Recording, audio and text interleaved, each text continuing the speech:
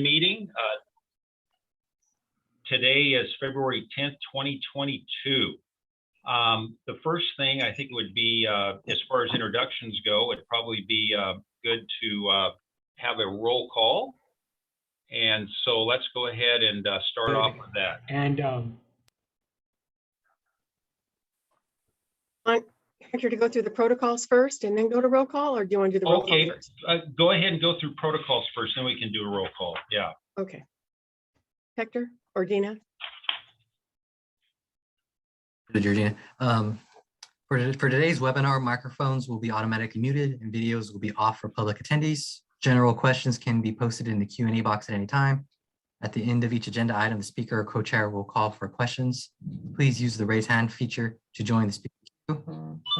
If you have joined today via phone, to address the speaker or co-chairs, please press *9 to raise your hand, and then you can press *6 to mute and unmute yourself. If you have any questions, technical questions or issues, you can reach out to me or Dina Graham, and we will put our contact information in the chat shortly. Thank you. All right. Thank you. So, yeah, let's go ahead and call the roll. Okay. Madera Chamber of Commerce, Debbie Bray. MVP Realty, John Reed. Red Barn Cafe owner, Lisa Soroyan. Visit Yosemite, Madera County, Rhonda Salisbury. Present, thank you. Thank you. City of Chowchilla, Councilmember Palmer. Here. Thank you. City of Chowchilla, Rod Pruitt. He's on another call, but he'll be right here. Perfect, thank you. City of Chowchilla, Jason Rogers. here. City of Madera, Councilmember Rodriguez. Here. City of Madera, Mayor Garcia. City of Madera, Arnaldo Rodriguez. Here. City of Madera, Keith Helmuth. Here. City of Madera, Ellen Bitter. Here. City of Madera, David Huff. Here. Valley Children's Hospital, Tim Curley. I am here, and just to note, I'm on the computer right now, but I'll be transitioning to my cell phone in about 45 minutes. Very good, thank you. Madera County Public Health Department, Sarah Bose. Here. And Madera County Board of Supervisors, Supervisor Frazier. Supervisor Poitras. Yes, Looks like you're going at it alone tonight. there you go. Jay Varney, Here. Matt Traber, Here. Derek Carter, Yes, here. Leadership Council for Justice and Accountability, Leticia Lucan, Here. Camarina Health Center, Paulo Soros, Camarina Health Center, Nicole Mosqueda. Here, Paulo may be jumping on a little shortly here. Okay, very good. Madera County Farm Bureau, Christina Beckstead. Creekside Farming, Devinder Maho. I'm here. Very good. Madera County Superintendent of Schools, Opie Rare. Madera Community College, Dr. Angel Reyna. Cal Fire, Matt Watson. Caltrans, Michael Navarro. BIA, Michael Prandini. Here. EDC, Bobby Kahn. Yes. Tahiti Chapter of the Sierra Club, Bill Felbo. MCTC, MCTA, Patricia Taylor. Here, and Supervisor Frazier is trying to log in. So if someone can please send him his panelist information, he's looking for the information to log in. Very good. Central California Labor Council, Mike Lopez. Central California Labor Council, Chuck Riojas. Social Service Transportation Advisory Council, Frank Simonis. Here. Thank you, Frank. Active Transportation Advocate Jeffrey Wheeler. I'm here. Active Transportation Advocate Conrad Gaunt. San Joaquin Regional Rail Commission Paul Herman. San Joaquin Regional Rail Commission Dan Levitt. Our Madera Community College Student Representative Jonathan Spermer. Citizen Advocate Derek Robinson. And our Citizen Community Advocate Donald Holly. That concludes roll call. All right, thank you so much, and I appreciate everybody being in attendance today. And I think we're going to have a great meeting, and thank you for your participation so far. Going on to the second item, this is public comment related to items on the agenda. And this is, I believe, a new agenda item. And what the idea is, you know, we've only got 2 hours, these 2-hour slots today, next week. And what we're looking to do is confine our public comment to the first 15 minutes of the meeting, and then keep public comments to no more than 3 minutes. This is not in an effort to limit public comment, but it's more to be able to work through a lot of important items. And also we do have, because of the fact that we do have a lot of people from different sectors. For instance, if we had 10 growers, farmers who wanted to make comments on our plan, I would hope that they would contact our committee member, Devinder Mahil, to make comments on their behalf as a steering committee member. So with that in mind, let's go ahead and open up public comment. And again, public comments limited to 3 minutes, and the first 15 minutes of the meeting will be devoted to that. So do we have any public comment? Just real quick, co-chair, this is Brett Fraser. I'm having some technical difficulties. So I'm on my iPhone. I'm trying to get onto my on a different device, but I am here. Excellent. Thank you. It looks like we have Madeline Harris has a public comment. I do, thank you. And as I put in the chat, I'm joining as a member of the public today since my colleague Leticia is the steering committee member for Leadership Council. So I'll just make my comments here. And I want to start out by saying, since this is a Brown Act committee, I think it is best practice that there be public comment agendized for each item. I think that's crucial in order for you to get feedback from folks. What we've seen based on past steering committee meetings is that there isn't a lot of meaningful public engagement happening on this. We're not seeing the county go out and do door-to-door outreach or really meet with folks in person to ask folks what they want Measure T dollars to fund in their communities. And instead, we're seeing a lot of information get posted online. And we're seeing, the county conflate and the consultants conflate RTP outreach with Measure T outreach when these are different processes. And then we're being told that the main avenue for public participation is the steering committee, only to have public comment be restricted to the beginning of the agenda. So I want to reiterate, I think it's critical that there be public comment provided on each item that is going to be discussed. And then the other thing that I want to raise is I know that we're going to get into some stuff today on investment plan priorities, and I looked over the Measure T renewal plan programs and policy information that the consultants provided. And it looks to me like a lot of this is being brought up for the first time as investment plan priorities, when it doesn't seem like the public has been consulted about this. And it also looks to me like there are some ways of framing things that seem to be county priorities as community projects, which is really concerning. For example, highway expansion and lane widening is under community priorities. And that's not what we've been hearing from residents. So I really just want to say that I don't think it's wise to push this through as quickly as possible without consulting the community. I really think we need to reevaluate the process here.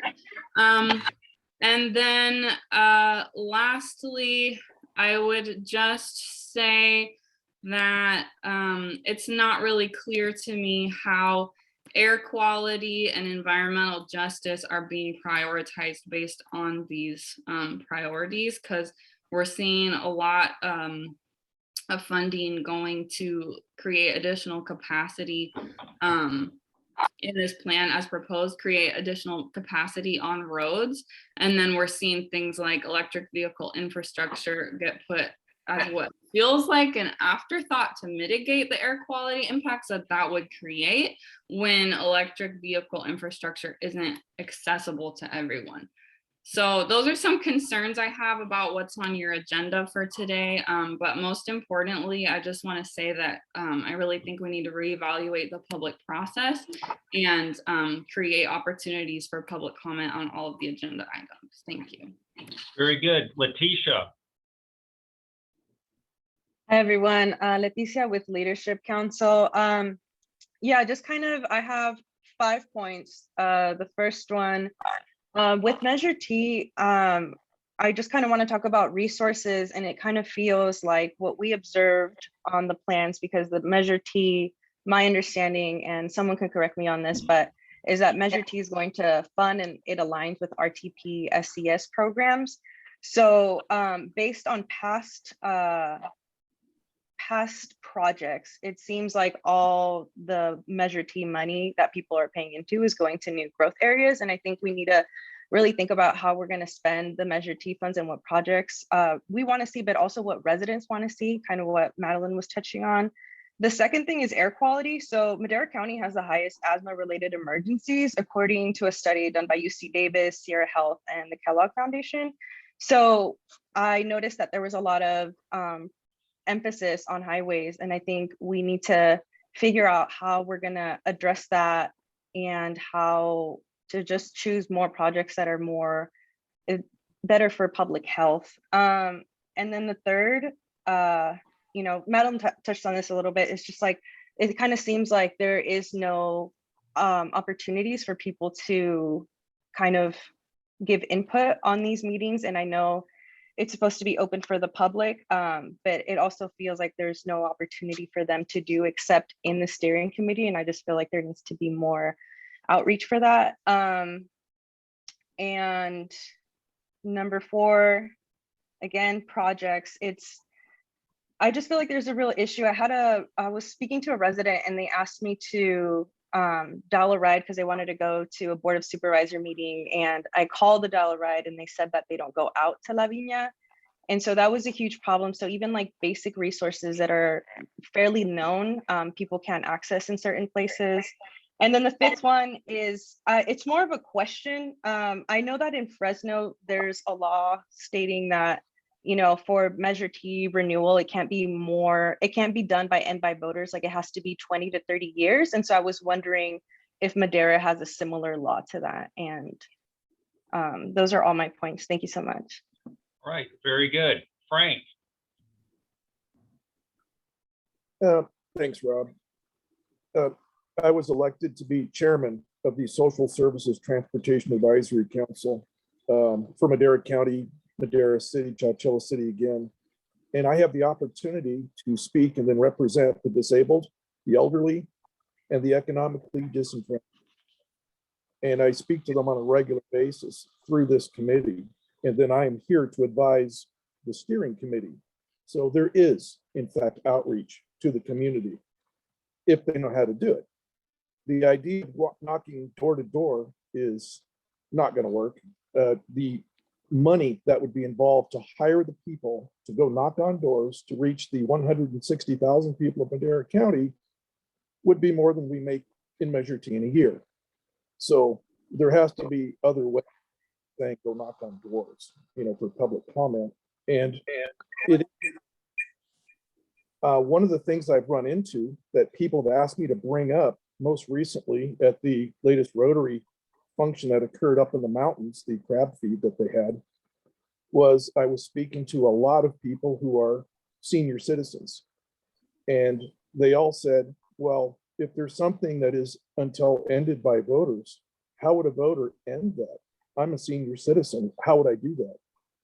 And I said, well, I've been currently involved with the signature in lieu forms that were due just a few days ago for those running for office, supervisors, district attorney, you're familiar. And trying to collect signatures is not easy, going door to door, which I have been doing. And you have to collect 10% of the last general election in vote. We had roughly 35,000 people at the last general election participate. That means collect over 3,500 signatures to have something put on the ballot to remove it. And when a senior citizen heard that, as they're towing their oxygen bottle, they said, how on earth would I do that? I am completely franchised if it occurs in this county.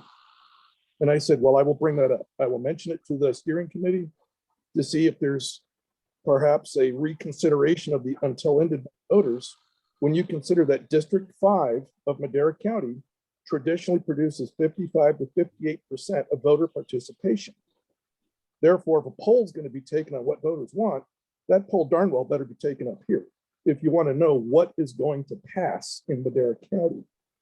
And seniors are saying, no way would I even be able to do that until ended by voters. If I had to go out and collect 3,500 signatures, they go, I physically couldn't do it. And so we have to really think about how do we pass Measure T before we get down into the weeds about all the special little things everybody wants in it. We need to make sure that we're on the right track to pass Measure T. That's all I have to say. All right, very good. Thank you, Frank. Rhonda. Hi, I just wanted to quickly say thank you for limiting the comments. Last meeting, I was very frustrated that we had so much conversation and side conversation that I'm really not getting into the meat of this. And I really want to learn. There's a lot of beautiful graphs and a lot of information here that I wish we could get through. I understand the need for public comments. I respect the need for public comments, but I think there's a time and a place. And there's a steering committee here that needs to make some serious decisions. And I'd like to be fully informed. That's it. All right, very good. Thank you, Rhonda. Are there any more comments from the public? If not, let's go ahead and move into item number 3. This is Measure T Renewal Investment Plan Development and the approval process. Rob, can we go back to item 1? We have to approve the minutes, the meeting minutes. Oh, okay, gotcha. All right. Sorry. So that's an action item. Yes, by consensus. We have a motion. Do we have a second? Supervisor, this is Tim Curley, and I'll second it, but I do have a comment I want to make regarding the minutes. Okay. Yeah. I noticed that they're a lot shorter than the meeting minutes that we typically have had, and there may be a reason for it, but I do think it's important for the minutes to reflect at least the key themes that were part of the meeting conversation. The minutes for today are pretty skeletal, and so you can't, reading them, as a record of what was talked about at the last meeting, get a good sense of the dialogue that took place on these really important issues. So I would just ask that for the future minutes, we include a little bit more detail around at least themes of the conversations around the different agenda items. And we can do that. We can add some additional detail. The problem is we're having more than one meeting a month, and the meeting minutes take a long time to put together the way we were doing them initially. We do provide the entire recording of the meeting on the website. So if someone needs to go and find out exactly what did happen and what the dialogue was, they can go to that recording and listen to it. Yeah, and I respect that. The meeting minutes are long, but I think there's a balance somewhere in there so that, for the meeting, what's posted in the minutes can do a little bit more to reflect at least key themes. You don't need to, Sure. We'll point by point. Yeah. All right. Thank you much. Appreciate it. Thank you for your comment. Mm-hmm. Okay, we have a motion. Looks like Jeff Wheeler, you have a comment regarding the minutes. Yes, I wrote email before our last meeting, and I think it might be good to have it included in the minutes of the meeting as it was referred to at that meeting. Okay, now would a letter or a email or whatever, Yes. was it part of the last meeting? It was referred to in the last meeting. Okay, all right. So maybe we could, if it was referred to in the last meeting, we could, definitely add that. So, okay. So with that addition, is there anybody who would not be in support of approving the minutes? Hearing none? Okay, let's move on then to item 3. This would be the Measure T Renewal Investment Plan Development and Approval Process. Georgina. Chair Poitras, real quick, I just wanted to comment on Frank's deal in terms of the signatures. I'll tell you the other way to do that is to get the Board of Supervisors to place it onto the ballot as well. I can tell you it won't take 3,500 people that are mad at the Board of Supervisors for them to do something like that. So there is another avenue in terms of being able to be ended by the voters without having to do those signature collections. And that would be by the Board of Supervisors putting it on. And I might add that any duration, in order to stop that tax, it would have to go through that process. So even if it was 20 years or 30 years or 40 years or until ended by voters, in order to stop the measure in any case, it would have to go through a referendum. Now, if there's an additional mechanism through the Board of Supervisors, that's great, but they all are the same process. Okay, so great presentation on item 3. Item 4, public engagement status. No, I'm still working on the development and approval process here. Okay. Gotcha. So what we wanted to do is give you a graphic perspective of the renewal process so that you could see where we're headed and what your responsibilities are in the process. So you can see at the very top, the final renewal investment plan will be the responsibility of the Madera County Transportation Commission and Madera County Transportation Authority boards to approve. And you can see where your renewal steering committee provides input and recommendations into the board's decision. So you are going to be preparing that draft plan. The staff is the project team that is composed of authority as well as commission staff, as well as its consultants. So that's all of us that are staff on this process. We are feeding the information and processes through you for your consideration. You can see all the various modes of transportation that we have to take into consideration. I might emphasize that Measure T is one of many funding sources in the regional transportation plan. It's not the prime funding source, it's one of many. And so that's why we rely on the regional transportation and sustainable community strategy process to provide the framework for this process. Ellen, I think you're talking, you may need to be on mute. Sorry. So you can see all the various modes there along toward the bottom. And then you can see where it says CTC, RTP, SCS, and other modal plans and studies, future polling, and the 2006 Measure T investment plan, the 2006 through 2022 results from that planning process and other data. And then again, we're relying on all the other agency staff to help us in this process. So all of that information gets fed into ultimately the renewal plan, which is approved by the boards. You can also see that throughout this process, we have general public input and opportunities. And we have an agenda item on each of our agendas related to public engagement. And so we have the consultant staff will be able to go through and identify exactly what activities are underway and how we are coordinating through the regional transportation planning process to enhance public engagement. This flow chart provides you with more detail related to the planning process to prepare the investment plan. So you can see the regional transportation plan, sustainable community strategy process here. They look at the future transportation projects, programs, costs by mode between 2022 and 2046. There's a significant public engagement process that occurs in this within this development of the regional transportation plan. They also prepare funding estimates by funding source and by mode between 2022 and 2046. The information, the projects, and the funding sources are fed into our process, and I'll get to that in a minute.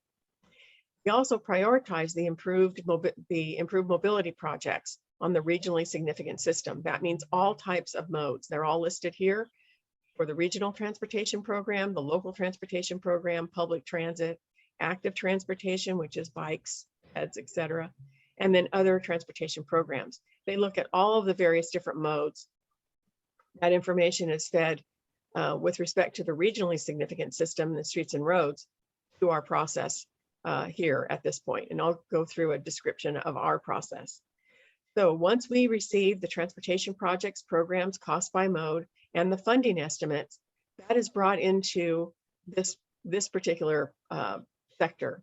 We determine the total funding shortfall and the percentage of total shortfall by mode. We went through that process with you a couple of meetings ago.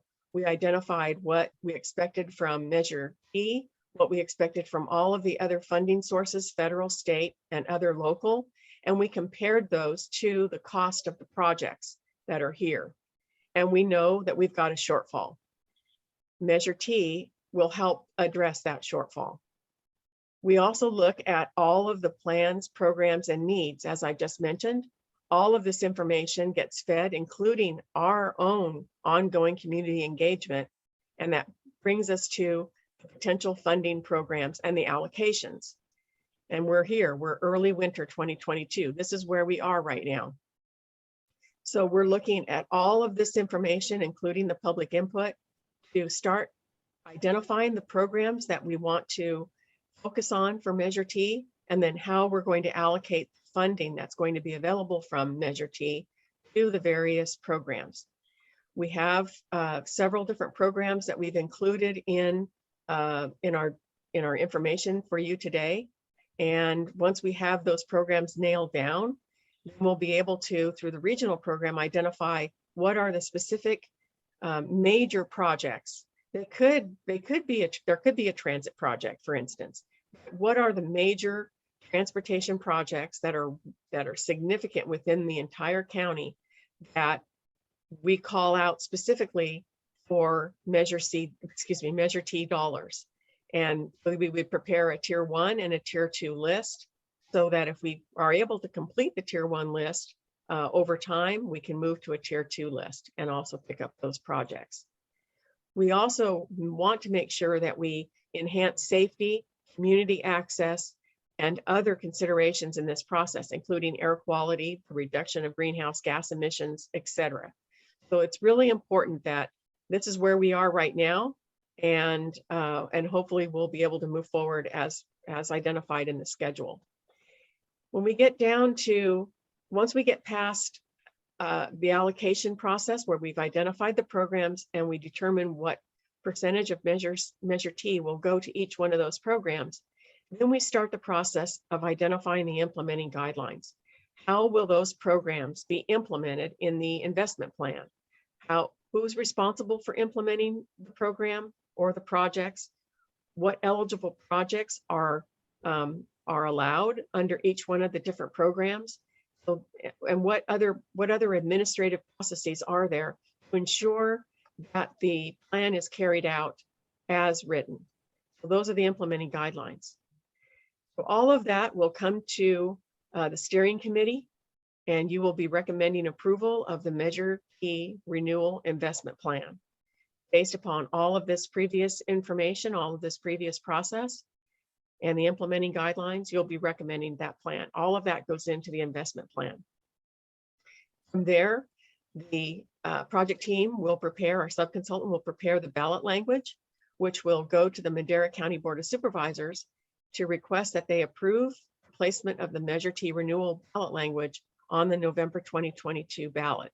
That has to be accomplished. It's the responsibility of the Board of Supervisors to determine what goes on the ballot. At the same time, the investment plan will be going through, or prior to actually going to the Board of Supervisors, it'll be going to its authority board, the Madera County Transportation Authority Board. And that they have the responsibility of taking your recommendation and looking at the plan, reviewing it, making maybe potential changes to it if they desire, and approving the plan, the administrative code, ordinance to collect the funds, and then establishing citizen oversight committee. So that's their responsibility. Once they've done that, and there'll be public hearings for both of these items, but once they've done that, then it'll go to the Board of Supervisors for them to place the measure on the ballot. We have to have this process completed by early August because it needs to be to the elections office. The actual ballot language has to be to the elections office in August, in early August. So with that, are there any questions regarding this process and what your responsibilities are in this process? Very good. Letitia, it looks like you have a question. I do. I have 3 questions. So my first one is the RTP SES also Measure T outreach. My second question is, so we've helped organize workshops and with MCTC to give presentations in La Viña and Fairmead. So, and I'm wondering if those, is that the only outreach that the county is doing? And then my third question is, I know, and maybe this is a question for the next part, but I know there are some projects that are already in the works. So it'll be like a renewal project. And I'm wondering if that list has been given out or shared before. Which list are you referring to again? I'm sorry. So my understanding of these documents is that we're going to be voting on renewing some projects or renewing approval of some projects. And so I was wondering if that list has been sent out. No, we haven't even, we have not even started preparing that list yet. So there's the regional transportation planning process is underway. Once they have established all of the projects and we've had a chance to look at the projects and the programs, then we'll start to pull together what we consider to be regional projects and start to pull together that list. The first step is to determine whether or not we even have a regional program. So we haven't approved the programs at this point. So we need to ensure that we have the programs approved and the eligible projects, and then we'll start the process of looking at those regional projects and including them in a listing. Right. I'm sorry. I'm sorry, go ahead. As for the outreach, we have another agenda item where VWBH will be taking us through more detail on the engagement process. So I would refer to that process if we could. And then could you answer my question on whether the RTP SES outreach is also Measure T outreach? Yes, we're coordinating our efforts to make sure, because again, Measure T is one of many funding sources that is considered as a funding source in the regional transportation plan. The regional transportation plan is where they look at what the needs are in the county through their engagement process. They also look at what the funding sources are, all funding sources, and they compare those to make sure that they can develop a constrained list of projects and programs. And again, Measure T is just one of those funding sources that they consider. We understand that we need outreach for this process, but we're trying to coordinate our efforts so that we are not duplicative and we make the best of the resources that are available for the outreach process. Right. And I'm so sorry, but is there a new RTP project list out already? I know information was being collected last year and I was just wondering if that's out or when that's going to be out. Hey, Georgina, this is Dylan. The project list is not finalized just yet. And then I did want to touch on a little bit what Georgina said, and or I guess as outreach overall. And it's It's really related to, the size of our region and as well as the size of our staff, that we take advantage of every opportunity we can for a lot of our plans together.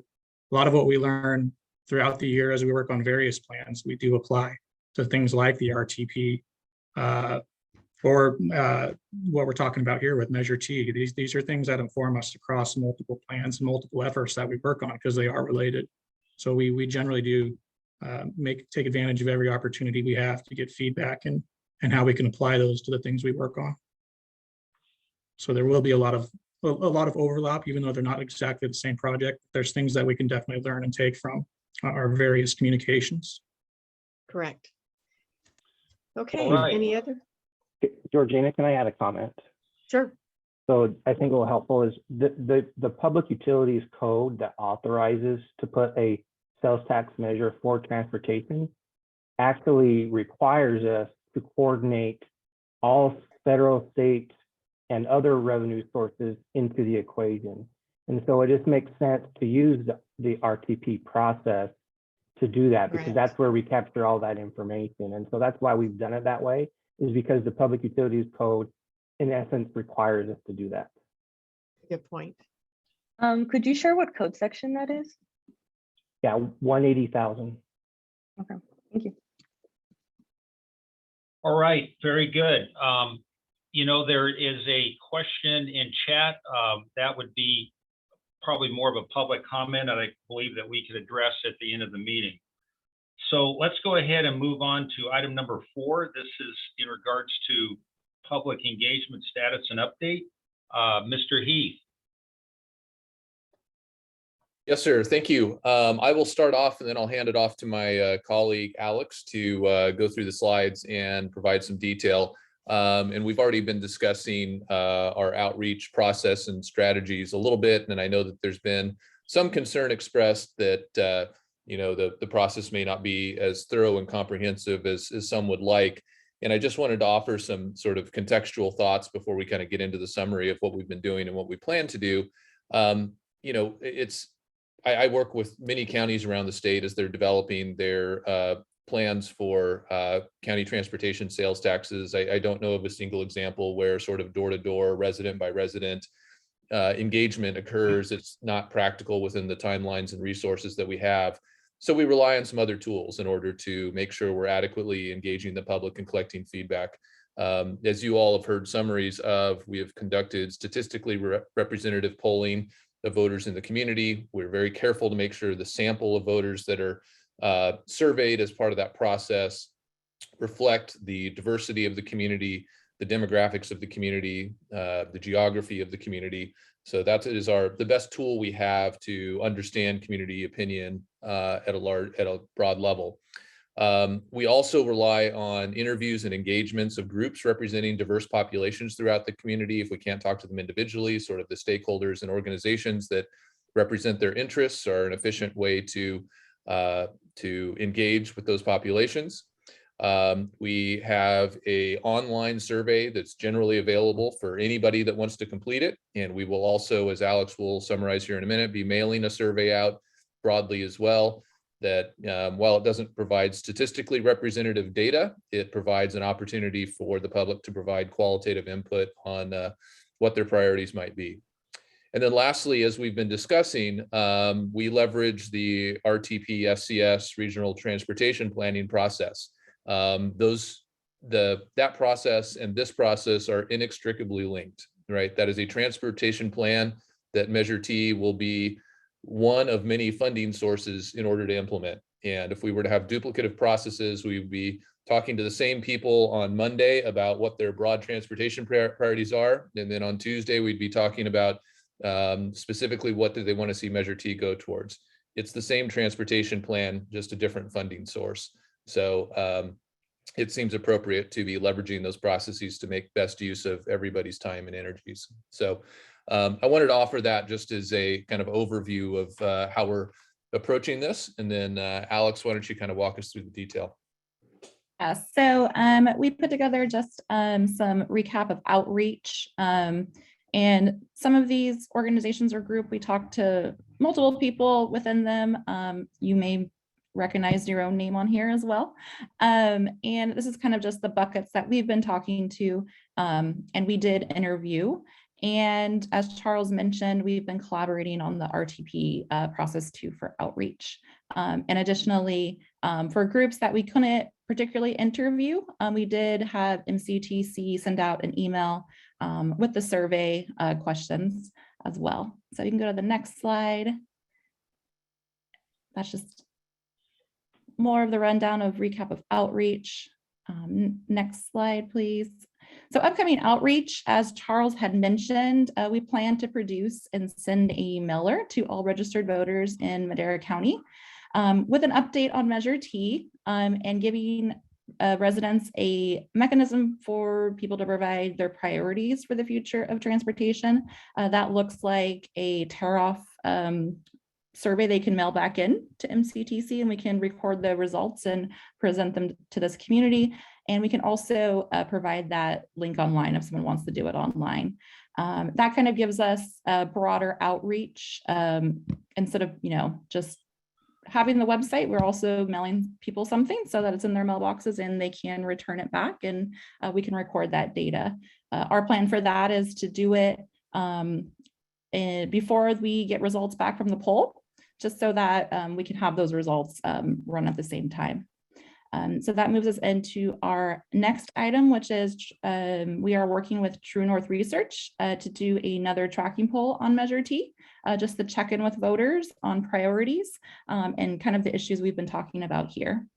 And then lastly, we will continue to outreach to key stakeholders, including all of you, to seek their advice and suggestions for Measure T and the investment plan that we're developing. And as always, I always plug our website, keepmaderamoving.org. Items are on there, survey is on there. If you feel like you need something else on there, please always feel free to reach out to us. That is for all of you to equip all of you for outreach for Measure T. Okay, very good. Thank you for that presentation. Are there any questions of Alex and Charles in regards to the presentation and public engagement? Yeah, Yes, I just want to point out that after the last meeting, Amalia, who had gotten on and was asking some questions, and I was able to reach out to her, and I let her know that that's how this stuff starts and gets out. It's that word of mouth, and so when someone like Amalia came forward, I mean, this is how we do public engagement. We're always trying to get better. We think, we live in the world, so we of all of this transportation speak, so we think everybody knows about it.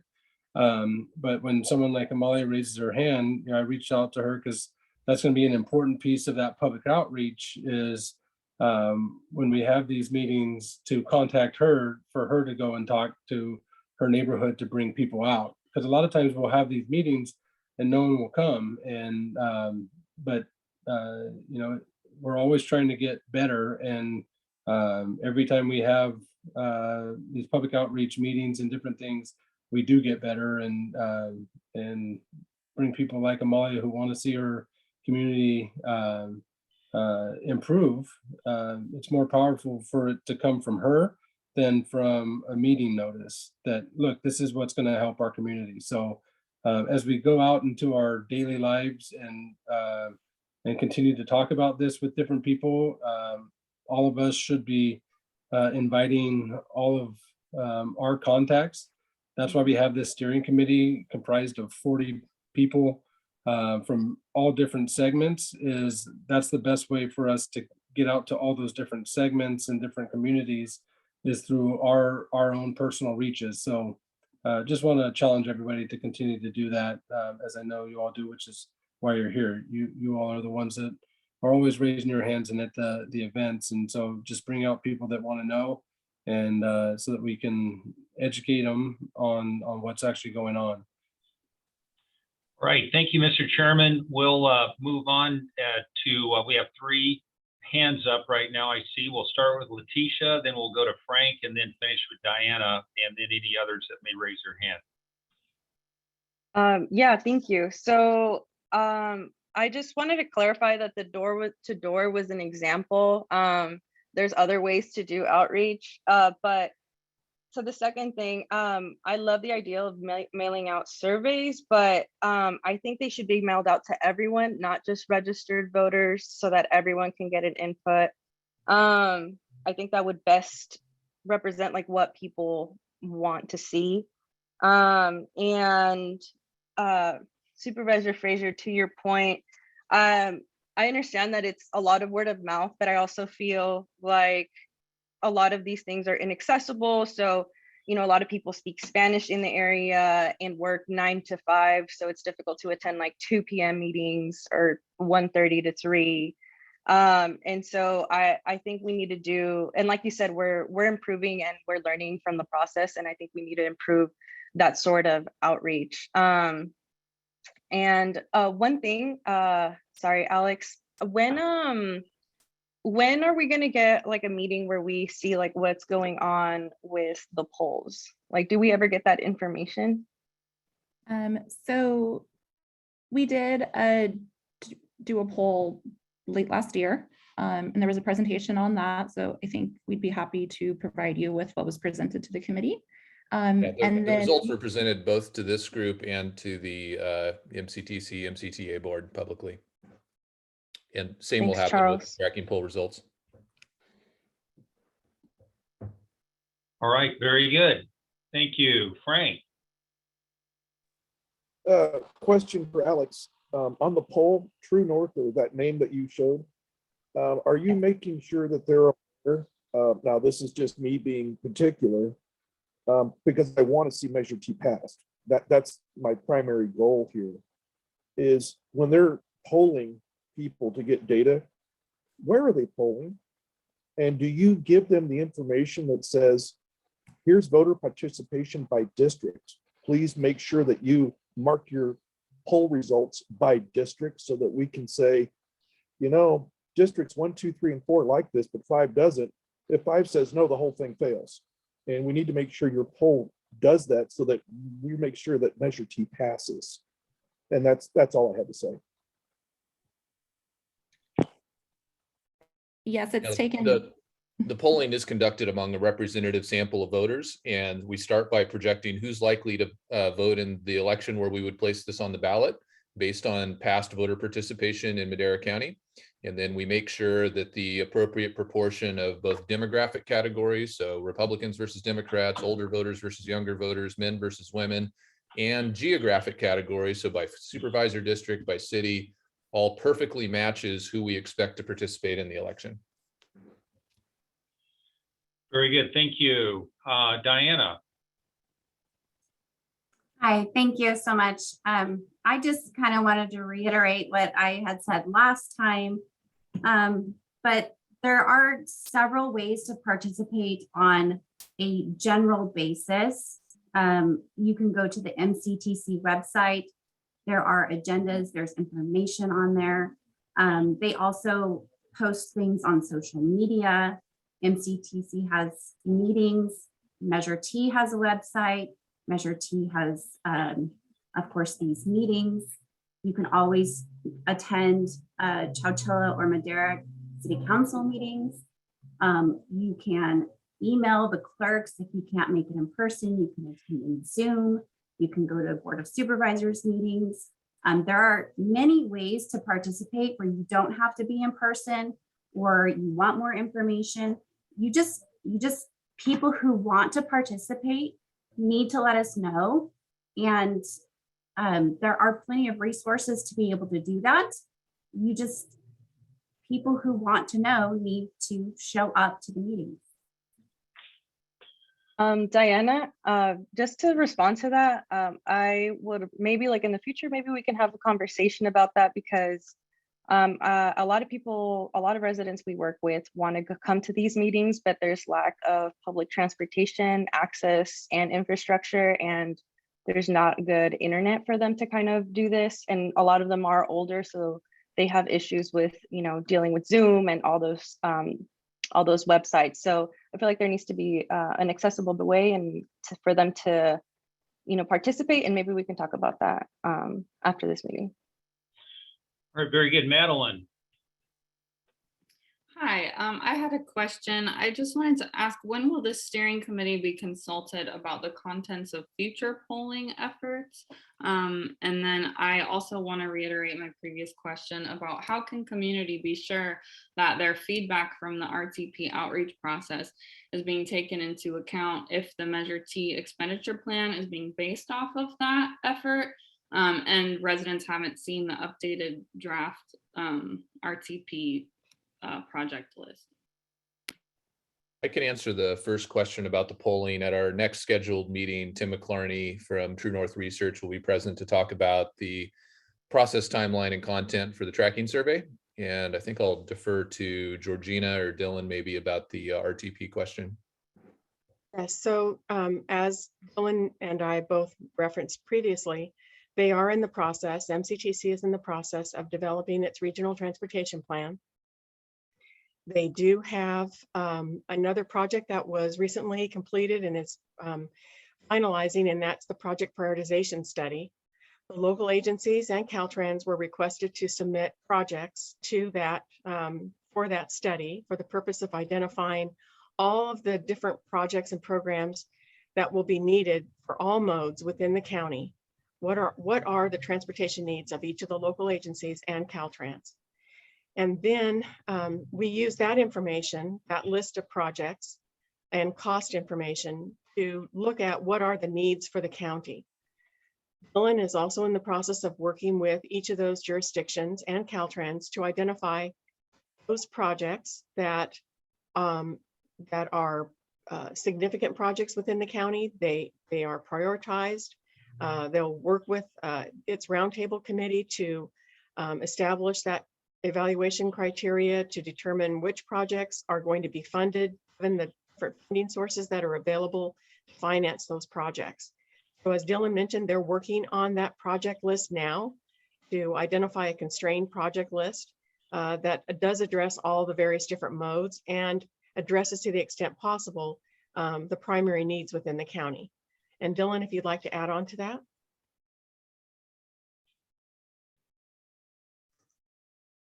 You might be I on think mute. that I think you did touch on pretty much all the important pieces that are, in development that are going to come forward as we get more in depth into the RTP and the elements that are going to be part of it as far as projects go and how they tie into our scenarios. They're not quite in a state yet to present though, but we're getting closer on that. Right.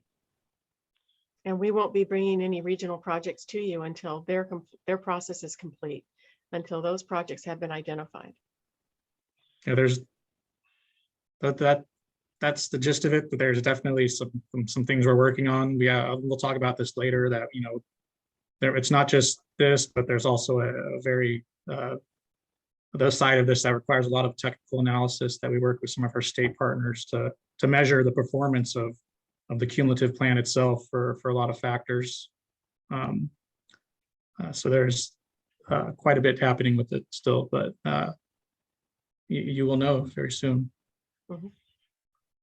All right, very good. And I believe that, we're going to be looking at the renewal plan here and sub-programs of eligible projects. And I'm not sure, it looks like it's not only everything in the kitchen sink, I think it's the entire kitchen and entire house that's on here. So it would be hard for me to find a project that we could be involved in that's not on this list. So, which is good.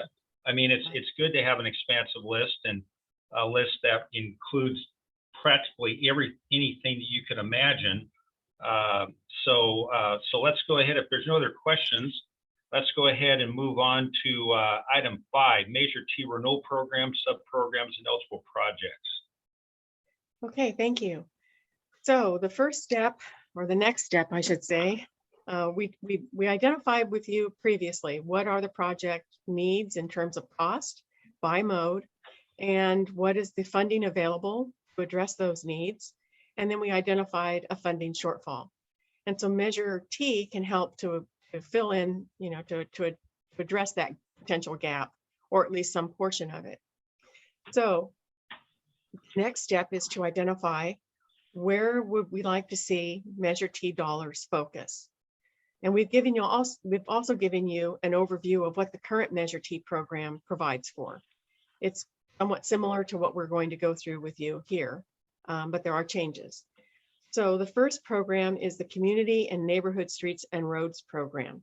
This would be similar to the current local transportation program or Safe Routes to School program that's in the current measure. So it would cover some of the sub-programs that would be covered under the Community and Neighborhood Streets and Roads program would be the local neighborhood and major streets maintenance sub-program. So that's the maintenance program or sub-program that's currently in place. Then we have local road improvements, and you can see all the various different types of eligible projects that would be allowed under the local road improvement category.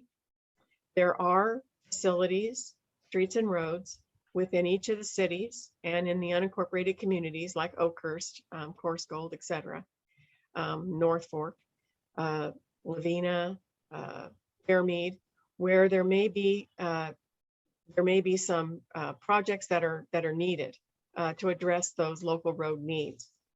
In the city of Madera, it might be that they need to look at widening one of the interior roadways, such as B Street or one of the other Olive Avenue, whatever it might be, because traffic, to address traffic congestion or to address safety issues. Bridge improvements, especially in the county area and within the cities, of course, where there are rivers going through, like the Fresno River through the city of Madera. Conversion to higher capacity facilities. There aren't too many of these, but maybe there are some within the county that need to be looked at, going from a collector to an arterial, or an arterial to an expressway, or an expressway to a higher facility, which probably isn't going to happen in the near future. Then we look at a gap project where you've got either no road between two ends of a facility, or you've got 2 lanes at either end, each direction, and you've got 1 lane in the middle, each direction, and it's causing issues with respect to congestion and safety, especially safety. You transition from a 1 lane to a 2 lane, or 2 lane to a 1 lane road, it becomes a safety issue. Then we have extending facilities. So that means there's an arterial, it's a 4-lane arterial, we're extending it out another mile or 2 miles for whatever the reason. It may be to address safety, it may be to address a gap in the area with respect to alternative routes. So it's not always just to accommodate new development. Railroad grade separation projects. So these are critical. They are also targeted towards safety, ensuring that we reduce the accidents along the railroad tracks, and especially where streets cross at grade. Operational improvements such as traffic signals, shoulder improvements, channelization, medians, roundabouts, passing lanes, fiber optics, signal coordination, and intersection modifications where we have issues at the intersection, street lights, etc. So all of those projects are operational projects. They're included under local road improvements. And then safety improvements, just to highlight the need for safety improvements, but safety is included in all of these other categories. So streets, roads, highways, rail, and other. And then smart corridors. Smart corridors is a new concept, knowing that we can't build ourselves out of congestion any longer. We need to be able to manage the congestion that we're going to end up with, or that we currently have. Projects are very expensive. There aren't a lot of federal and state dollars that are being targeted towards street and road projects. They're mostly being targeted toward transit, active transportation, rail projects. So streets and roads, we're going to have to really look at how we can best manage the system. Smart corridors provide for that. It's a new concept out of Australia. It's new to the United States. It's something that we're definitely going to want to look at. And we're going to want to consider some smart corridor projects as part of that project list when we look at that regional project list. So there will be some costs associated with that. We've already done some research for another project for that, and we're going to want to talk about that further. We would look at ramp metering combined with signalization, combined with some other operational improvements to help us traverse along a particular corridor, congested corridor, to the extent possible. And then freeway service patrol. I think that's self-explanatory. We have that in Fresno. So looking at providing a mechanism for people who break down, someone to get out there and address their issues immediately so that it doesn't bog the entire system down over time during peak hour or whenever it occurs. The next category is flexible. So this is providing the local jurisdictions with funding so that they can address local transportation needs. They include all modes. So whether it's bike, transit, streets and roads, other transportation related projects and programs. That would even include ponding basins that are addressing a flood issue in a particular community. As long as it's related to transportation and it's mitigating or it may mitigate a transportation issue, it's eligible for funding. So, and that's something we'll have to discuss as we move forward, exactly what types of transportation improvements count here, but it's pretty wide open and it leaves it up to the local jurisdictions to decide what their needs are and how to best address them. And then we have what we've been talking about in previous agenda items, the Regional Streets, Roads, and Highways Program. And this again focuses on the major regional street, roads, and highway improvements. In this case, it is focused on streets, roads, and highways. We do have other projects under public transportation and other categories that we'll get into later. There may be some major regional projects there as well. But it focuses on the list of prioritized projects from the RTP and from future RTPs if this continues as an until ended by voters measure. The goal here is to leverage additional state and federal funding, which is dwindling.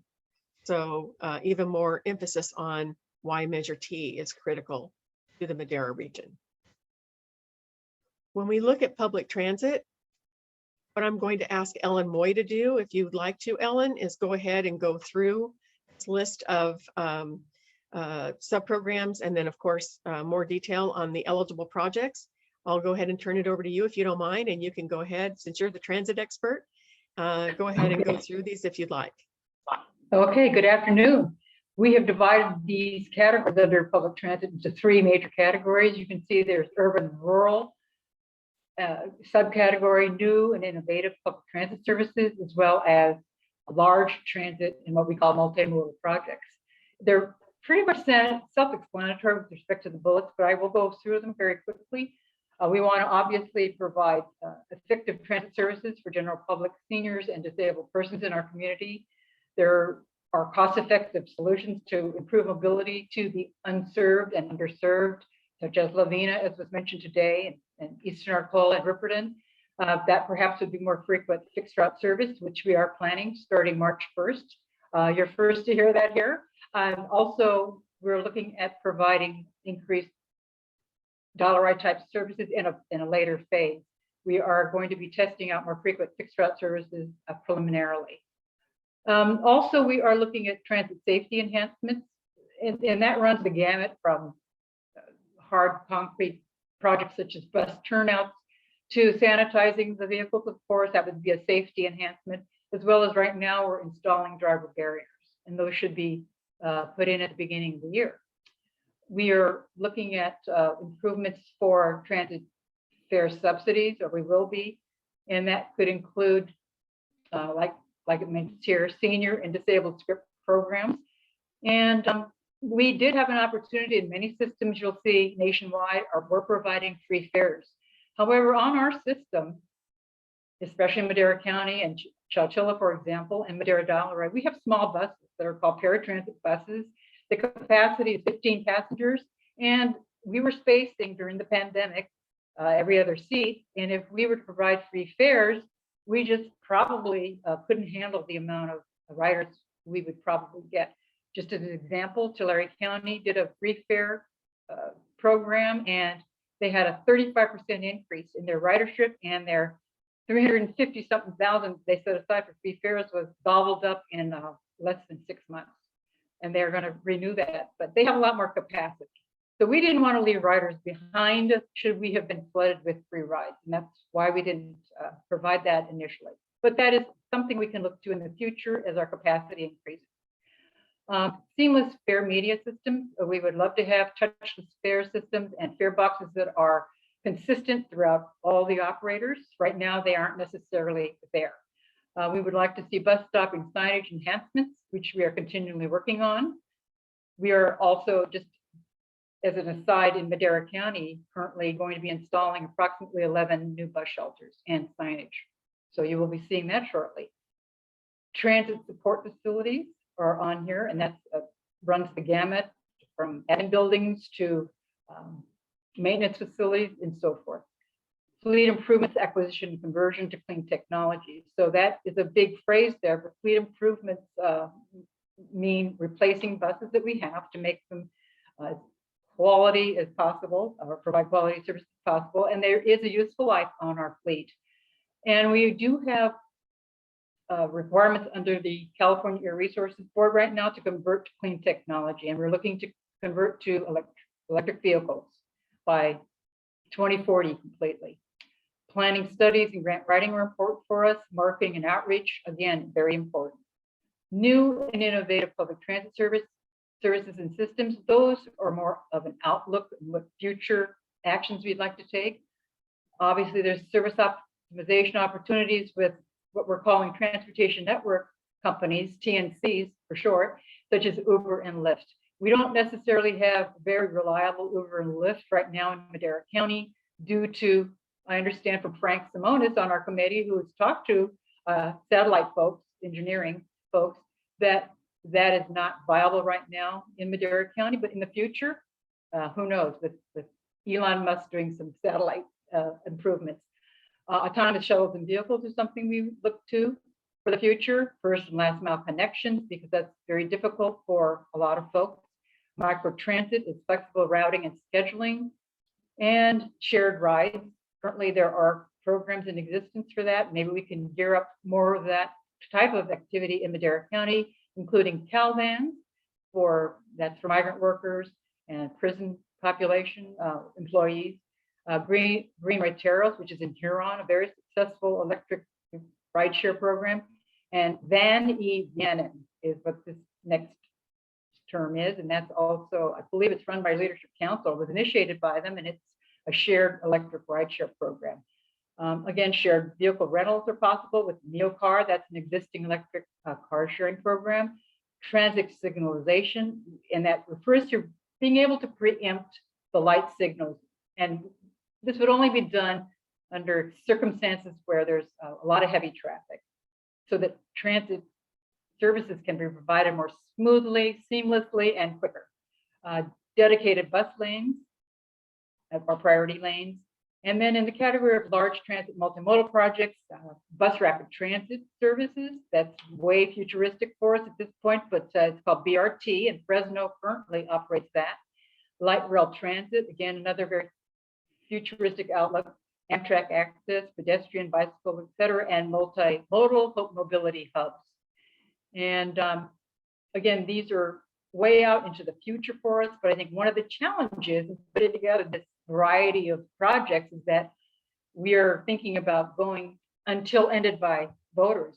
And so that could be way out into the future. So there's many more projects that we can't even imagine, because, you know, little did we know we'd be carrying an iPhone in our wallets, right? Or have a car that can parallel park. So those are projects we can't even foresee. So with that, I probably spoke too much, but I'll leave it at that. Perfect. Very good. Perfect. Thanks, Ellen. And then the final two programs. So we've got active transportation, which is bicycles, pedestrians, and trails. I think most of us know what these entail in terms of eligible projects. So we've got studies, of course, and plans, the trails themselves, the paths and the bikeways, the pedestrian facilities, sidewalks, and other projects that enhance school safety. That's important. The voters are concerned about school safety, so that's something we want to make sure that we highlight. Again, safety is kind of key throughout this entire listing.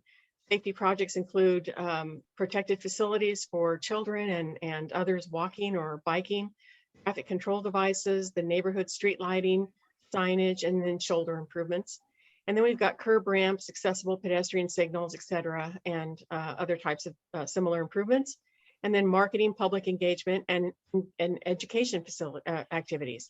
We want to make sure that these programs stay viable once they are viable and they're in play. And to do that, we're going to need to make sure we've got marketing, public engagement, and education activities ongoing for all of them. With respect to clean transportation and new technologies, again, this really is focused on reducing trips. It's focused on reducing greenhouse gas emissions and improving air quality. So incentives to form and join carpools, same with van pools. CalVans has a agricultural worker van pool program in play. Incentives to encourage telecommuting, just stay out of your car completely, like most of us have done for the last 2 years. Some of us are not going to be going back to the office. Some of the offices are going away. So I think telecommuting percentage is probably going to go up after this. But ways to increase that. And again, reduce trips altogether, which reduces vehicle miles traveled. Transportation-oriented development incentive grants to provide for more mixed-use development near transit hubs or near multimodal facilities to ensure that that they don't need a car. They can just use the sidewalks.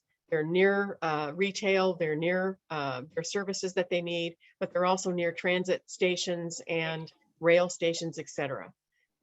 Charging stations, hydrogen fueling, CNG. So making sure that those types of facilities are available for those who are using alternative fuel vehicles. And that's only going to go up. That share of the vehicles that are going to be alternatively fueled is going up every day, not the other direction. Litter abatement matching funds, just to make sure that our community is as clean as it can be. Madera County is a pretty clean community. It's done a very good job, all of the jurisdictions, but sometimes there are issues and they need to be addressed. Public engagement, education programs, as I mentioned with the others, so that's there as well. Making sure that the public understands what are these clean transportation, what are the new technologies that are on the horizon. So this provides for that. Clean vehicle powered support facilities. I think that's pretty self-explanatory. The microgrid solar battery charging facilities as well.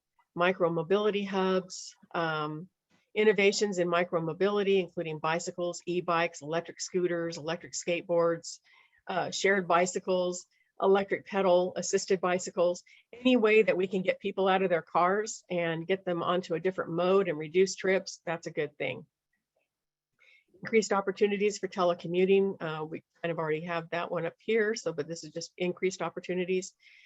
Technology improvements, that's a given. We don't, as Ellen mentioned, we don't know what's on the horizon, and there will be improvements there that we're going to want to consider. Broadband infrastructure, where we don't have it currently for telecommuting and for education facility purposes. And then again, just emphasizing the marketing, public engagement, and education activities.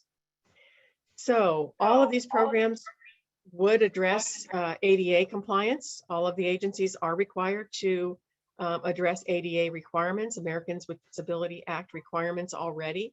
That would continue with all of these programs. All of the programs will provide pass-through Measure T funds to the local agencies, except for the regional street roads and highways subprogram, which will be administered by the authority and by MCTC, the commission. And they also could prepare grant and other funding requirements associated with that. And then projects listed are examples and are not inclusive of all eligible projects. This project list will change between now and the time that we get to the point where you're looking at an investment plan and you're telling us whether you like it or not, and whether you should recommend it to the MCTA and MCTC boards. So these eligible projects, it'll probably expand. If I doubt that it will get smaller, but the list will probably grow. In addition, these program names may change. you may decide, 2 meetings from now that, oh yeah, we approved that, but maybe it makes sense to call this something different. It's the same eligible list of projects. It's the same sub-programs. It's the same intent, but maybe we want to call it something different because of, for one reason or another. So these are not set in stone is what I'm trying to say. Until we get to an approved investment plan, everything can change. So with that, we can open it up for questions. Very good. I'd just like to say thank you very much, but next time come back with a few options. So are there any questions? Yes, Letitia. Oh, yeah, sorry, that was really funny. Yeah, well, first, I wanted, so a couple things and, sorry for the long list. I wish we had more time, but I also know this is a really long meeting. First, I wanted an explanation as to why or what the rationale is for including highways under community, neighborhood, streets, and roads.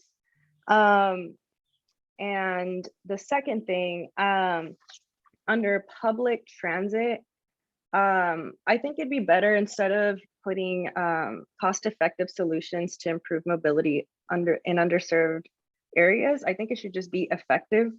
I don't see why it should be any different from the one below it or above it with the general public, I believe. And also, just, I guess this should have been my first question, so I'm sorry about that. Where did you all get these ideas from for all of these projects? Like how did you all select that if you're still doing outreach? And then for the local road improvements, the sentence kind of implies that there's only going to be local road improvements near freeways because of the freeway service control. So I wanted some clarification on how are we deciding what areas are getting funding? Yeah, those are some of my concerns. I'm sure I'm going to have more questions. Okay, so under your first question was about where do we get these ideas? These are all of the various different projects and programs that are currently in place within Madera County, or they are projects and programs that have been discussed statewide and that are on the horizon. We've also learned about a lot of these through previous regional transportation planning processes. We've also learned a lot of these through the planning, the different plans and programs that MCTC prepares for various modes. So for instance, under the active transportation program, MCTC has prepared a regional active transportation plan. It was a 1.5 or 2 year process. There was considerable public outreach done during that process to find out from the general public what kind of active transportation improvements and where those improvements were desired. That occurs with transit as well. That occurs with streets and roads. That occurs with some of these other new technologies, looking at, clean transportation and what are the different types of projects that should be considered and emphasized in the regional transportation planning process. So that's where Hey, it's come Georgina. from. Yes.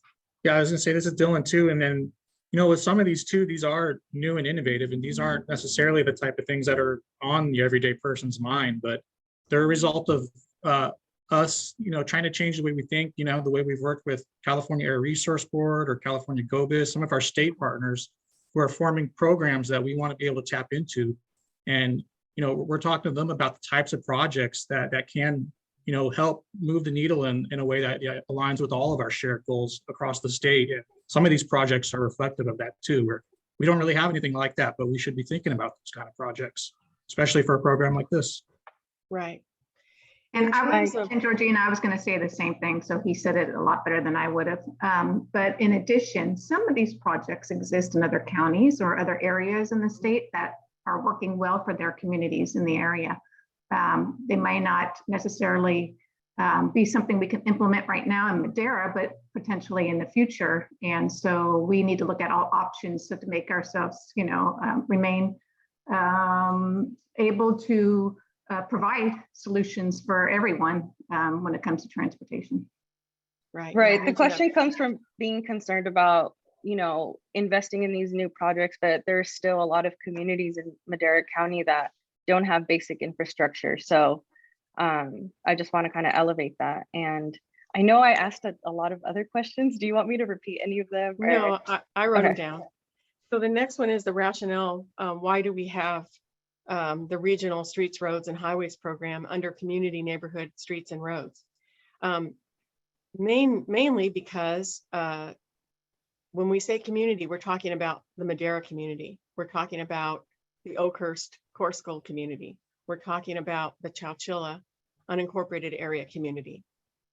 All of those areas are traversed by regional facilities, including freeways and other major streets and roads. So that's why it's included here. There are a lot of trips that are made by City of Madera residents, get from the south part of the city to the north part of the city. Many trips access Highway 99 to do that, even though they're going a very short distance. So the freeways provide that community and neighborhood, I wouldn't say neighborhood, but definitely community access. And they also provide access between the communities. So it's important that it be included there. In terms of the public transit and the effectiveness, I'll let Ellen answer that question. Ellen?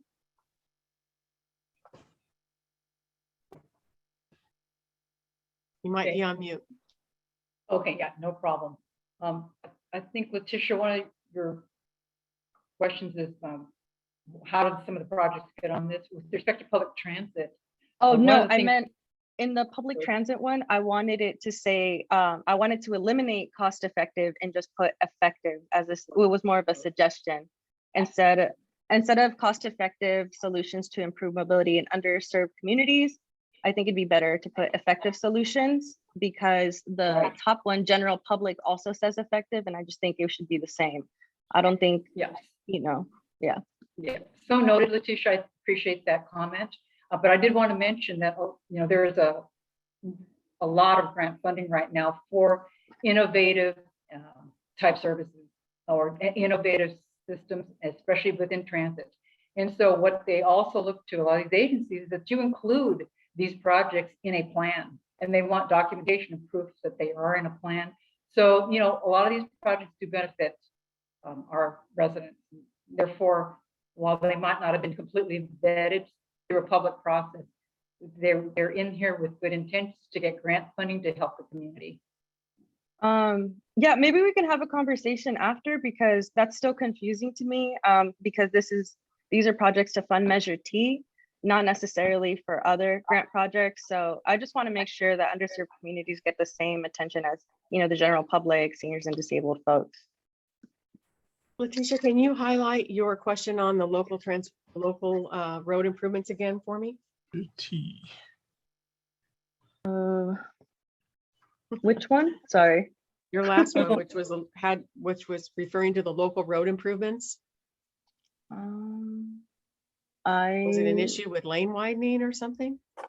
Oh, yeah. So it was the Freeway Service Patrol. Oh, and that's a right. couple other, yeah, it kind of implies that the local, like the renovations are going to be near renovations or new roads are going to be near freeways. And so I guess I was just kind of wondering how we decide who gets funding and like how much of it, because yeah, I don't think it's okay that only, you know, freeways get this type of funding if other communities don't have basic infrastructure.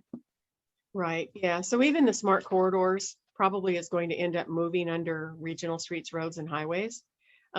Freeway Service Patrol, we just wanted to make sure that we had it listed. It didn't make sense to put it under regional. It's not a considerably expensive project, but it is something that will, you know, it can benefit the local street system as well, because when you have a major accident or you have even someone stopped in the middle lane of Highway 99 and it's near an interchange, it can start to back up into the local system as well. So it's probably not the greatest place for it, but it just it was something that we wanted to make sure we covered we may move, we'll definitely move the smart corridors down under regional and potentially the freeway service patrol as well. Okay, thank you for answering my questions. I do have more, but maybe that's for another time. We're almost out of time. You know, Leticia, and I'd just like to mention to you that, you know, feel free to reach out to staff, feel free to reach out to yes. Georgina, anybody, because I think it's important that, you know, you get the questions answered and receive some background as far as why some of these things are on here. For instance, I know there's a lot of these programs that are listed that the state of California, CalSTA would consider to be equity projects. And so what equity projects are to the state of California may not be considered equity projects, what your definition of an equity project would be. So you kind of puts us between a rock and a hard place, trying to determine, okay, you know, the state has, you know, certain mandates and certain requirements, and then there's other groups. So it's so it kind of makes it difficult, but it's a big conversation. So again, I'd encourage you to reach out, and I'd encourage staff to reach out to Leticia to make sure she has, you know, is fully informed and has a lot of this background as far as why these programs are listed. So yeah, maybe we can have a separate meeting because I'm That'd be sure I'm great. not the only one who doesn't have background on this. yeah, Sure. I think Yeah. that'd be wonderful. Please. I know my office had reached out a few times to set that up. So Oh, I meant like with me and other folks, like other folks in the steering committee. Oh, I just kidding. We can't do that, but yeah, never mind. But yes, I will reach out. Thank you so much. Okay, And, good. and I just also wanted to make a point that you know, the underserved communities are still a part of the general public as well. They're not less than or you know, they still do get collected under that general public title as well. At least in my book, I don't see them as any less than.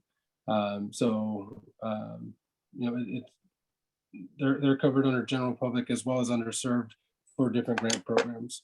Oh, then maybe there shouldn't, maybe it should just be the same then. You should just use the same wording if, you know, just so it's reflective and it's clear. Yeah, I do agree with that, but I just want to point out that they're not less than. You know, there are some underserved in different areas, but they are still part of our general public. Thank you. So if there's no other, let's see, Derek, you've got a question.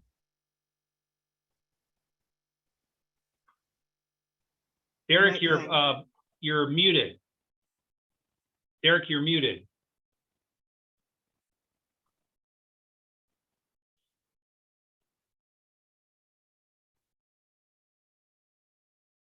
Looks like you just have to. I see it now. All right. There you go. You hear me? Yeah. I was concerned about, you know, the roundabout on Avenue 16, Road 21, you know, where Kennedy runs into it. They need a roundabout there because this way it's situated. People coming around the curve towards 16, you know, it's a potential for rear end. And people flying down, going south on Avenue 21, they're driving around 65 miles per hour. So it's along the Fresno River. Okay. All right. Well, thanks for the heads up on that. Appreciate it. Yes, Troy. Thanks, Supervisor. Just really quick, I wanted to address her Leticia's question regarding, you know, who decides where the funding goes or what projects. And a lot of that really depends on, are these funds going to be passed through to the local agencies? Are they going to be grant funds? And if they are passed through to local agencies, well, then the individual city councils and the board of supervisors would then decide on those projects. And so I just wanted to clarify that on who decides on what projects get funded. Thank you. And let me see, we have two more questions, and then I believe we have this would be an action item, and then we have about 25 minutes to get through the rest of the agenda. So Madeline. Hi, thank you. So I just want to underscore the questions and concerns that Leticia has raised, but I also want to make it clear that as a result of those questions, this isn't a program framework that our organization can support, because it is not clear to me how much this is based on community engagement versus based on the status quo of Measure T and based on old RTP project lists, which tells me that it is in fact not based on outreach that is happening right now. So it kind of seems like when we raise the concern about community engagement, we're given some answers about the outreach that's happening, but then we see these draft documents that look like they're based on old documents and on the status quo. So then that seems to conflict with the claim that there's sufficient outreach happening. And I also just want to underscore the importance of prioritizing equity in these programs. And so what that means is that putting something like cost effectiveness for underserved communities, but not putting cost effectiveness for the rest of the programs is contrary to equity, right? So what we want to see is things like cost effective get replaced with equitable, so that, you know, communities like Lavinia, where there's only bus service twice a week and where dial-a-ride isn't going out there upon request, are prioritized to get services for folks to get where they need to go. When we worked with MCTC staff to develop this list, we took into consideration, they took into consideration the workshop that they had in Lavina, I believe, about a month and a half or so ago. So that was considered in this. All of the outreach that's been done so far has been considered in preparing this list. We talked with BWH as well as Trisha, Troy, who were on some of those stakeholder meetings, and there were many of them. We had major discussion about what they felt Measure T should be allocated for. And the same happened here at this committee. We asked each of you to provide, I think, your top 3 projects or top 3 programs you would like to see Measure T target. All of that information went into developing this list, along with what's currently happening with the RTP, what's in the previous RTP, all of those statewide discussions and new types of processes and programs and projects. All of that is considered as part of this project list development process. Okay, very good. Thank you, Georgina. And Sarah. I am a bit overwhelmed by such a long list, Rob's joke about so many options. And I guess I want to loop back around the conversation that Measure T is one slice of the transportation pie, that there are lots of other funding streams and grants, and that Measure T is often used as kind of a leveraging place to draw down dollars. So it'd be great to hear just a short explanation of that. And then also, how does that reflect on the list that we ultimately select? Where are there more opportunities for us to be able to leverage Measure T to grow those dollars so that we're able to address those true inequities? Because Measure T is just not going to be adequate to do all of the things that are really wanted and needed for Madera County, and especially for vulnerable communities. Okay, thank you. Go ahead. Troy, do you want to take a stab at the first part? Regarding the all the federal programs, state programs. Right. You kind of presented it a couple, maybe months ago or so. Yeah, well, we did. To clarify, I'm not asking for the whole presentation of all of them, but really, like, there are major funding sources from kind of big buckets. Sure. How does Measure T fit in? Sure. Right. And the local agencies are on this, and they can correct me if I'm wrong, but my understanding is Measure T is primarily used to match a lot of the federal and state funding sources that we receive as a region through Caltrans and through the local agencies, that the money that they receive. And so, yes, leveraging is super important for Measure T to be able to, one, access those programs, but also to make our dollars go farther than other ways we would normally be able to.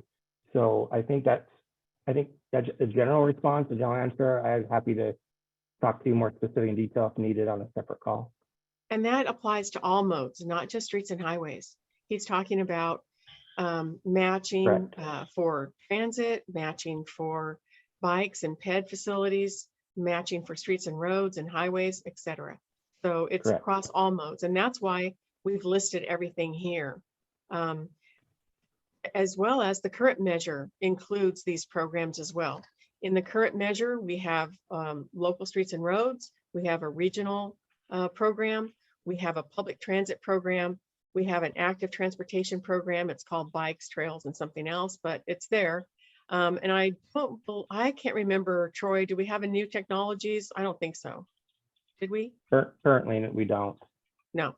Yeah, so That's we new. had three of these programs, or 4 if you want to count regional as a separate program, are included in the current measure. And again, it gets back to matching funds and using Measure C dollars, Measure T dollars to match federal and state dollars.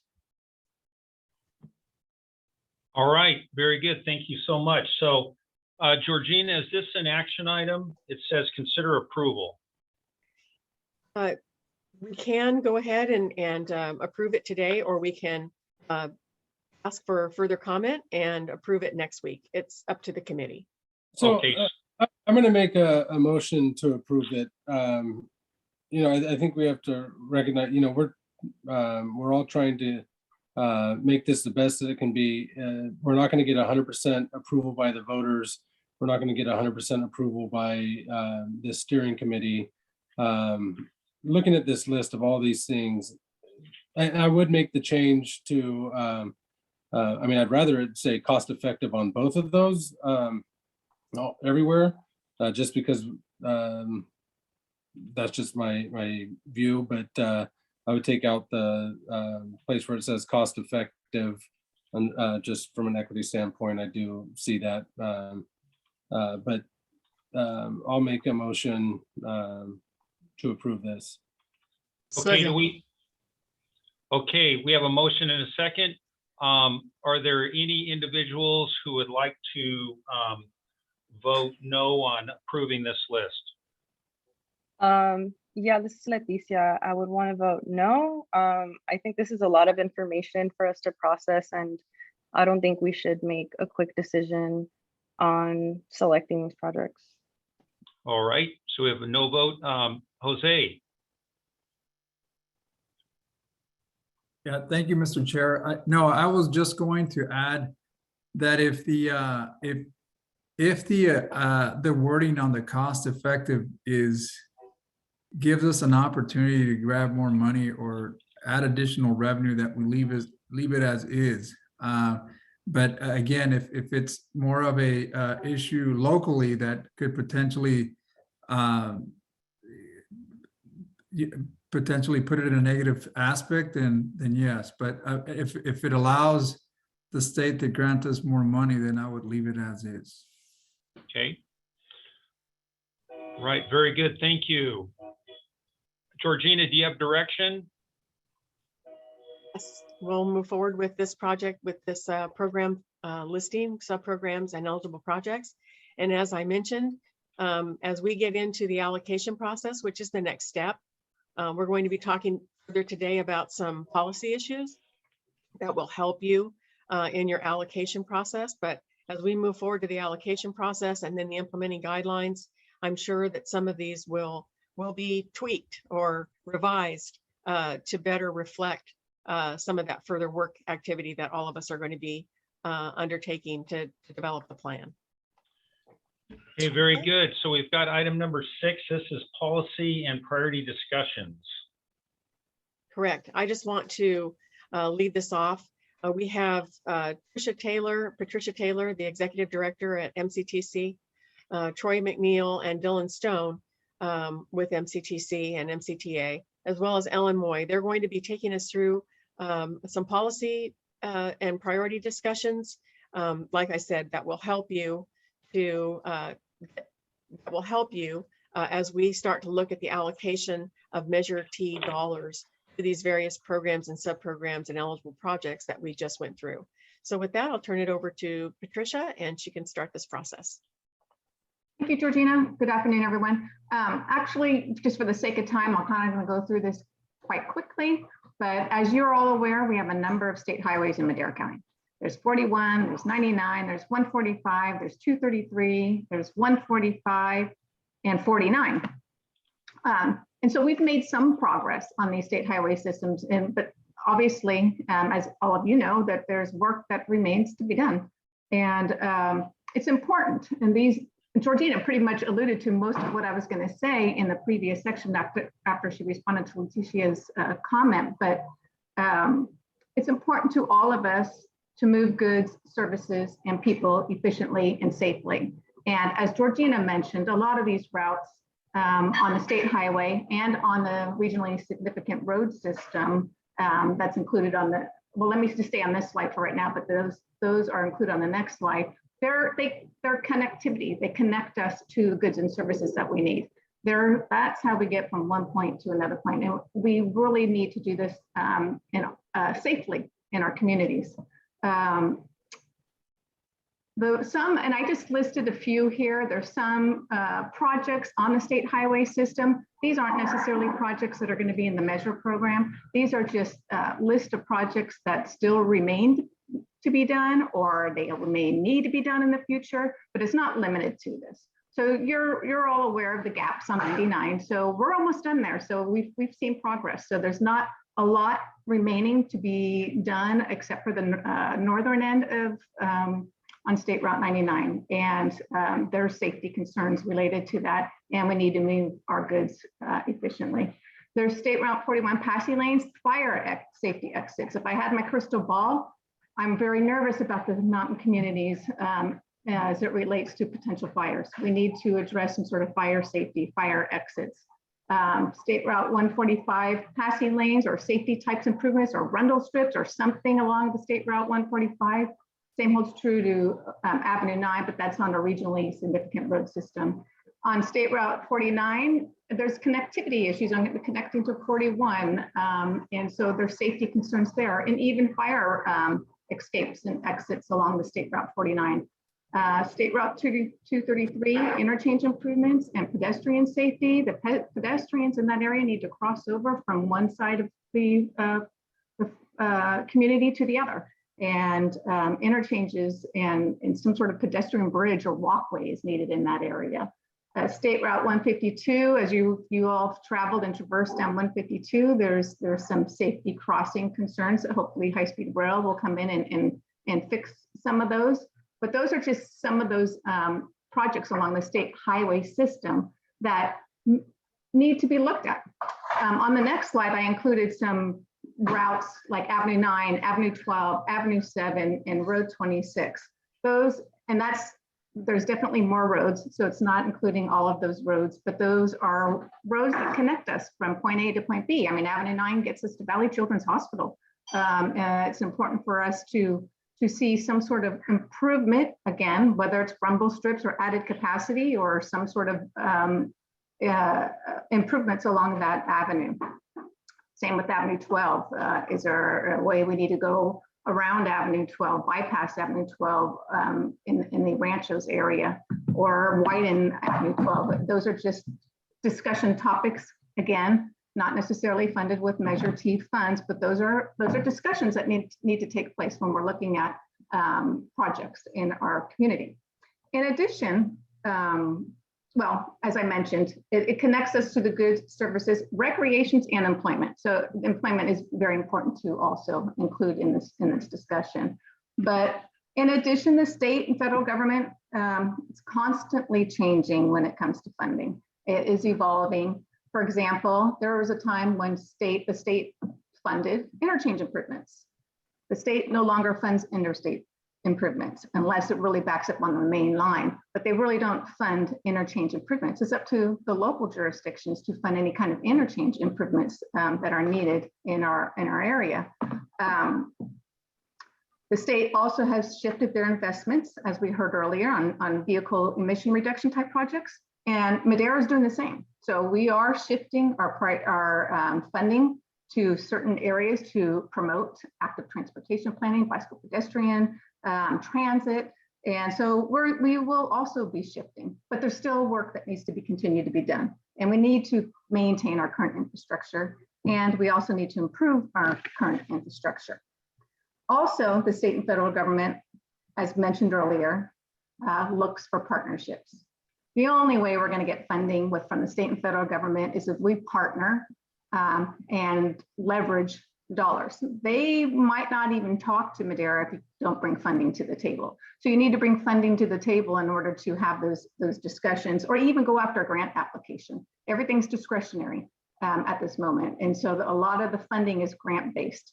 And so we need to be able to work with our all different kinds of funding opportunities to be able to move projects forward. It was mentioned in a regional transportation plan, Measure T is only one funding component, and that is definitely the case. So there's a lot of other funding opportunities, but Measure T allows us to leverage, and I think that's key, and local control. So I think that's all I really have to share on that. It's just, we do have a vision for our regionally significant road system that includes the state highways, and that just needs to be continued to discuss. All right, thank you. Georgina. Hi, this is Dylan. I'm going to actually speak on Dylan. these Okay. slides. Thanks. Thank you. So we'll talk about a little bit about the RTP. We've been talking about it all meeting, and we'll highlight some of the reasons it does. Measure T itself actually does play a part in the RTP, but our regional transportation plan and sustainable community strategy is a long-range plan. So one of the reasons we talk about it so much Measure T is because this is looking out to the year 2046, which, our measure program is, again, something that also goes out pretty long. So there's definitely a lot of overlap and a lot of relationship when we look at the plan and the program. It provides a comprehensive look at our transportation needs. Can we go to the next slide, please? And when we look at the bigger picture with transportation, there's really a lot of things we need to look at. We need to consider where people live and where people work. And in understanding those things, we have to consider our public health, our environments, our economy, as we try to understand how we should make a long-range plan and how our investments should impact those things in a beneficial way. So this takes an extensive, coordinated, and collaborative effort. We have a lot of partners. We get a lot of input and feedback from our communities, from those partners, again, related to all these aspects. We have a lot of state partners that we work with as well. There's a lot that really goes into making sure this plan is able to accomplish what its goals end up being. And we could go to the next slide and talk a little bit more about that. So we do look at our feedback we get from the public. We really have to cross-reference that with our communities in general, because we do have 2 cities and a county that have their own policies, their own programs, their own plans. The RTP we make isn't independent of those. We need to carefully consider what each community has done and it does intend to do as we look at the way our county is going to grow. And then again, each of those communities has different needs and has different priorities and gives us different feedback. We have we have an array of different communities in a county like Madera, all the way up to the mountains and foothills, to the valley, to some of our smaller rural communities outside the urban areas in the valley. So there's a lot of different elements that have to go into this as we consider the comprehensive transportation picture and what type of investments we're going to make. If we go to the next slide, please. So this plan needs to be fiscally constrained as well. We have to have a reasonable assumption of funding, one of those funding sources being Measure T, that we can pay for all the investments we identify in the plan. It's a key part of that. We can't assume we'll do a project that we don't have a reasonable assumption of how we're going to pay for it with. So Measure T plays a big part of that. And as we mentioned in some of our past slides earlier today, that this helps us bring something to the table for some of these new programs that are coming online with the state. They've been doing a lot of activity with new programs. And I think Measure T gives us a unique chance to dip into some of those too, because some of our needs and priorities that we've identified already in the RTP process are going to have a better priority for funding from those state programs. Some of the things we've learned, like in Fairmead or Lavinia, especially, where the state does have a bigger emphasis on how they can help traditionally underserved communities. So we're taking that into account, and the feedback we got there, as well as what we get from our cities and from the mountains. Definitely a lot of needs. Also, our plan needs to go through an environmental assessment. We do a program environmental impact report that looks at the impacts of the overall plan, all of our investments and projects at a regional level.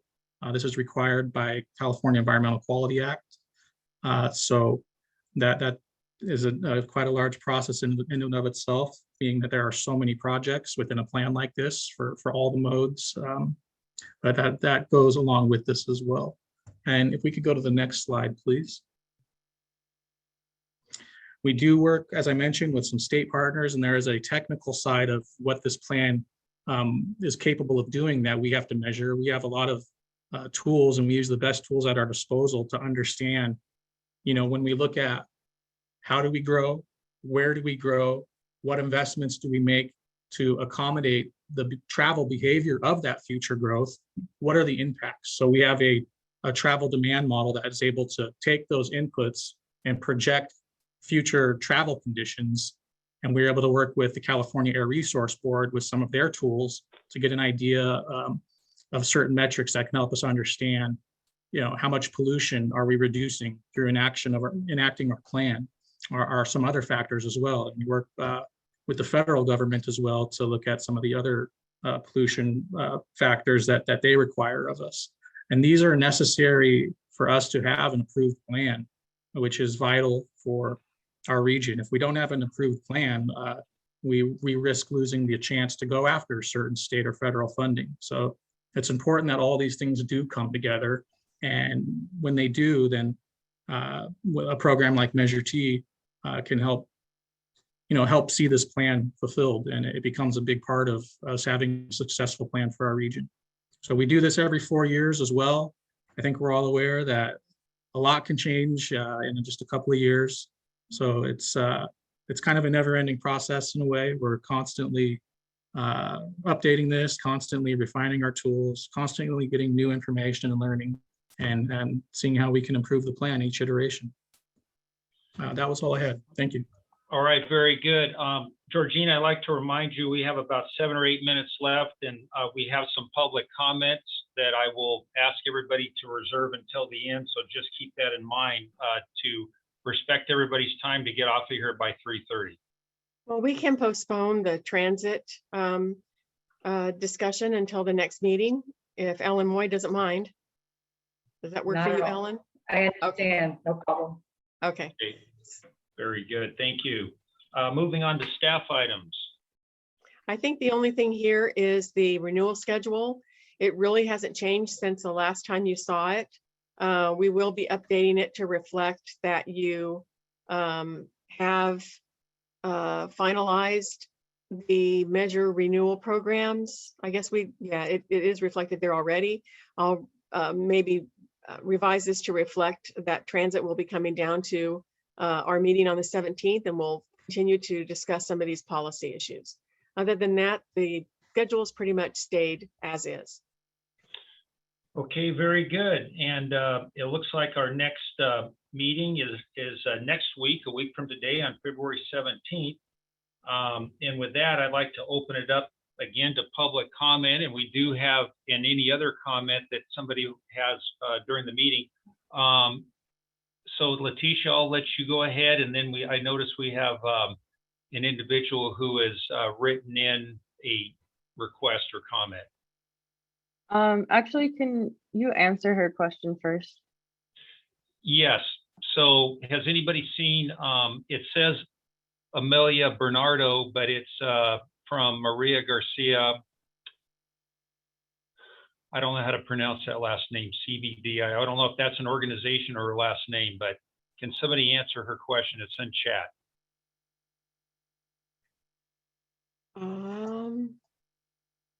The question's under the Q&A. Is that what Okay. you're referring to? Yeah, under the Q&A, it's about reaching out by knocking on doors. I've spoken to 300 people. Many of them live in Sierra Vista, Yosemite School area. Will there also be meetings with an interpreter in Spanish for our community? So I think that's something that Dylan and Charles, Alex can answer. Dylan, do you want to start? Are you going to be targeting that community with additional outreach from the RTP that we could work with you on? I think that would be a good idea. And can I ask if Amelia Bernardo is a point of contact that would be a good place to begin that with? Right. Amelia, can you provide your a message to Dylan that has your contact information? We've got your email, but if you've got a phone number that we can reach out, it would make things very helpful. Thank you. Okay. I know the state stopped funding capacity expanding projects like the interchange and freeway expansions because of the increase of greenhouse gas emissions. So I really think it's unacceptable for Measure T to continue funding these type of projects if even the state is taking measures to mitigate these greenhouse effects to protect public health. Thank you. Okay, thank you. Let's see here. We have another Q&A in here. From Kevin Hall, does the state enabling legislation need to be amended this year to make this a forever tax? Says Patricia Taylor is typing an answer. Yeah, I was, but I can go ahead and mention it. Okay. No, we are, it's Public Utilities Code 180,000. And then also we are different than how Fresno is. I think you might be familiar with Fresno's. They have special legislation for their measure. We did not. So no, the answer would be no. Okay, very good. Frank. Thank you, Rob. As far as reaching out to the public, there are avenues that members of this committee we could help with. I'm a member of the Eau Cruz Sierra Rotary Club. When we get to a point where we could invite someone, come speak to the club, it's made up of community leaders, and we have the ability to speak to lots and lots of people. One of the things I do is I have a fire emergency and local information Facebook page, and I currently have 16,000 followers. And so I can reach a lot of people in Madera County very quickly with a paragraph. But this would be something, I think we're not quite there yet on doing this, but if that meets with the steering committee's approval, maybe we could invite certain people here to come and speak to different organizations like this, reach these people, and through us, it disseminates out into the community quite well. That would work really well. So anytime you would like for a representative from the project team to go and make a presentation, we're more than willing to be there. That's great. Let me know when you think it's appropriate, and I'll get you an invitation. That sounds great. Thank you. Perfect. Let's make note of that. Madeline. Hi, thank you. This probably won't come as a shock to any of you, but I'm really concerned that there's just 4 steering committee meetings before you're planning to submit this for the ballot, because it seems like we're kind of rushing through having to create an entire investment plan. So I think we should reconsider that, given that we don't even have an investment plan at this point. The investment plan is really all these different pieces, and we will take all of the pieces of what we've already presented to you, as well as your actions on these various items, and they'll become part of the investment plan. So we're asking you to review and approve the framework and also some of the detail that will ultimately go into that plan. All right, very good. Thank you. Any other public comment? If not, thank you so much, everybody, again, for your participation. We will gather again next week. And if there's any comments or concerns or any need to talk in between, feel free to reach out to Georgina or Tricia or some of the others, and we'll get you some answers. So thank you again. Thank you. Bye, Thank you. everyone. Thank you.